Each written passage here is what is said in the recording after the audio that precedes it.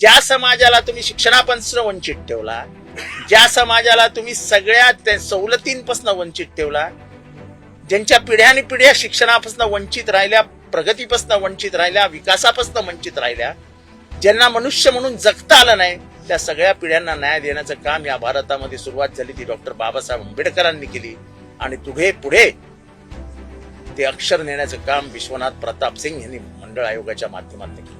त्या मंडळ आयोगाची अंमलबजावणी या महाराष्ट्रात कोणी केली असेल तर स्त्री धोरण असो, महिलांचं सक्षमीकरण असो, महिलांचं आरक्षण असो, नाही तर मंडळ आयोग असो, ते केलं माननीय शरदचंद्र पवार साहेबांनी. आणि म्हणून येत्या 9 तारखेपासून